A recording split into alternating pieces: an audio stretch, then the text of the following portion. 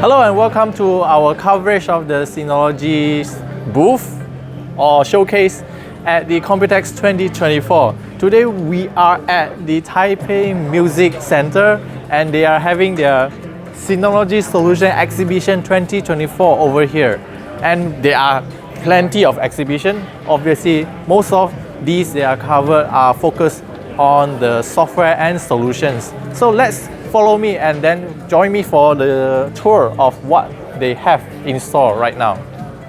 So this year, Synology is focusing a lot on their tiering systems and everything else because obviously they already have a lot of features and solutions right now, and what they are focused now is on their tiering. That means to protect whatever you have right now. So from what we have right here, you can obviously see is that they have the tiering system whereby they can monitor all of their current solutions, whereby the backups can be made sure to have another backup in another location. And they have also showcased like what they have a multiple server setup, like multiple NAS from different countries, different regions and everything else.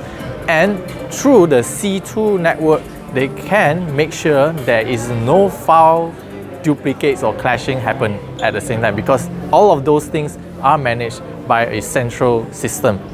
Also for tiering is that they have this hot and cold data storage tiering system. This is like a customizable system whereby they will detect based on your current existing configuration. You can set it to like via the file change or the file access. Of course, you can change from up to like 1 day to 2 years. Yeah, so that means if you don't access the file for like more than a certain period of time, then they will move from the hot data storage tier to the cold data storage.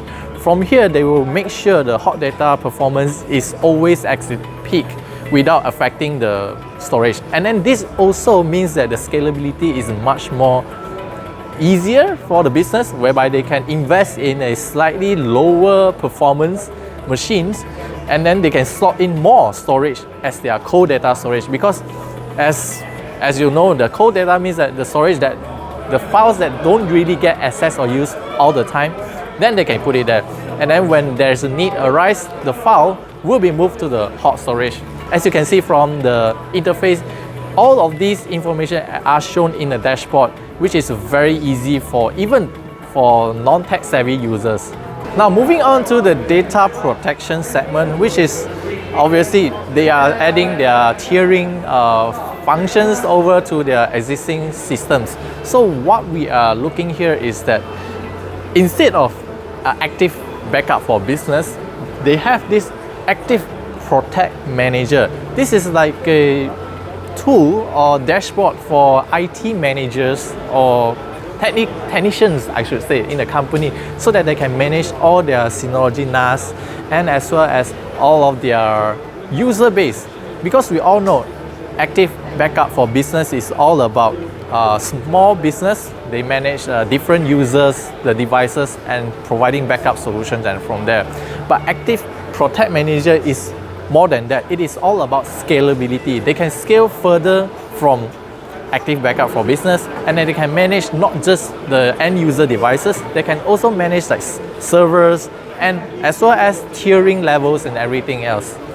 Okay, so we are now at the Synology Office Suite segment. Okay, this is more onto the productivity segment whereby you can use all of these. If you are not aware, Synology actually have a bunch of different applications that focus on productivity.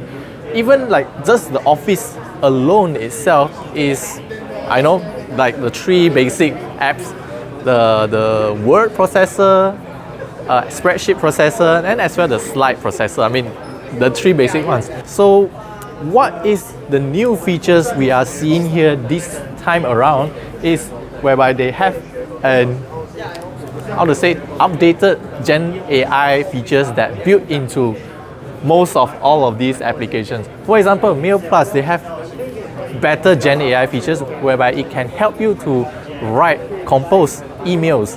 For example, if you want to apply for maybe sick leave, yeah, just tell the AI that I want to generate an email for that. Then they will write a very impressive email from there.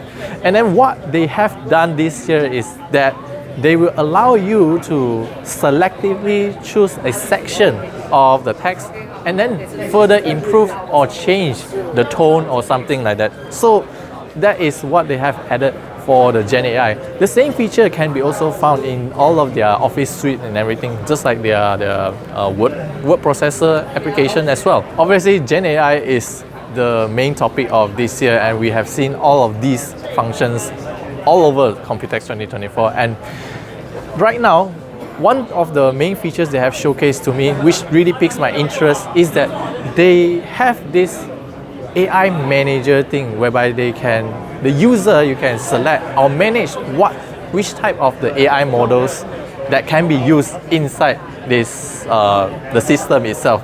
So on top of that, they can also selectively choose which model is being used for which applications. And of course, for that, that means different users tiering to access the different types of the AI models. Now we're moving on to the surveillance segment. Now surveillance segment, again, they are incorporating AI into their system right now. So from here you can see they have set up this like a security system whereby there's a door lock, smart lock, and a camera set up. So what this thing actually does is that by using AI facial recognition, the moment you walk up to your doorsteps, the system recognizes your face, then the system will immediately unlock the door for you. So this is what smart locks has been doing, but instead of just providing the smart unlocking system, because of this is a surveillance system, you can also make sure, I mean, it's like CCTV working at your doorstep. You record everything, you can also record whoever is trying to trespassing your property. Obviously, they can also like link to the lock system, whereby if they enter wrong password for a few times, then they can take a photo, snapshot of the face, and you can also link to a smart speaker, start to play back a warning or alarm. I mean, that is something that they can do from here. And what is the key highlight of this surveillance part is that they are launching a couple of new cameras over here. So at the top you can see they have BC800Z, FC600, BC500, TC500 and CC400W. Of course, the BC800 they say is scheduled for end of this year, within this year release. But the new one is at the FC600 and the TC500. So FC600 is the one that piques my interest because that is a panoramic, ultra wide angle panoramic camera. So if you are seeing from the top there, actually there's one mounted above there. And then we have like a camera like fish eye. It's actually a fish eye lens on there. So from the fish eye lens itself, the surveillance system, you can actually use a single camera to simulate multiple camera angles. For example, you can select from the camera angle whether you want to split it into like half-half, or you want to split into like 4 camera angles. Imagine you just buy one camera and then you can have multiple angles of surveillance system. How cool is that? And not just that, this year Synology will be also launching their cloud-based surveillance system, which they call it by direct to cloud. The direct to cloud is very similar to IP cameras because what you are getting is by purchasing one of those cameras, those are cloud specific cameras. By purchasing those cameras, that means you don't need to purchase a dedicated Synology DVA server at your premise. You just need to purchase a camera, sign up for an account, and then you can start using the camera itself. Of course, the camera has a micro SD card slot for you to record and store the video on device. But if you subscribe to Synology C2 Cloud, then all the footage will be stored to the cloud Synology, and then you just use your device. You can access your footage from anywhere in the world. Of course, you can also choose to not purchase the Synology C2 cloud storage, but that means that your device is simply just a micro SD card CCTV, and of course you can still access from the IP, from the apps and everything, but you are limited to your micro SD card storage. And now we are at the end consumer product section, which is their B station, B storage, B drive lineup. Okay, Synology, the products, as you know, is very prosumer and somehow have a kind of steep learning curve, but they understand. That's why they launched first the B drive and now B station.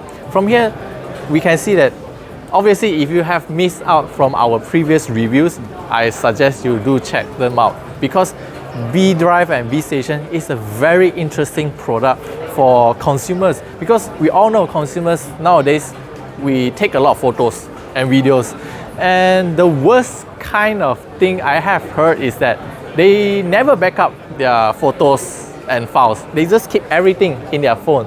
So the moment you lose your phone, that means all your digital life and everything gone, just like that. And B drive and B station is here to solve this issue by not asking you to learn all the NAS jargons and everything. B drive and B station is the solution that everyone can straight away set up and install. And this year they have updated the system. One of the most interesting features they have added is the ability to directly import the Google Photos takeout files. Yes, this is probably one of the most requested features that I have voiced out to them last year, because they wanted to ask people to migrate from Google Photos to the Synology B station on B drive. The challenge is always that people, they have their existing files in the Google Photos and they're reluctant to move away. And of course, from Google Takeout is a zip file. They just have to take out from the zip file and then upload into the B station, and B station will process all the metadata, read and store it out for you. Yes, as simple as that. And they immediately migrate into a B station. And one of the new features for the B drive is that now B drive app has this ability for you to access your B drive gallery. Okay, this might sound a bit of a weird feature. Obviously right now the B drive app can access to all the photos by going through the file manager. But file manager and gallery is two different experiences. End consumer, they prefer gallery to look at all the beautiful pictures instead of look at file names, small thumbnails and file size. Those are the things they don't care. They want photos. So these are the features they are currently, I think they are planning to release in the coming few months. So if you are currently B drive or B station users, you can stay tuned for all these updates to release very soon. From this short video, it is very difficult for me to tell all the new features in detail for you guys. And I certainly hope we have the opportunity to hands-on some of these features and then make a full report for you guys in the near future. And I hope you guys somehow learn something new from this Synology Solution Exhibition 2024. And signing out over here, thank you for watching and stay tuned for more Computex 2024 updates.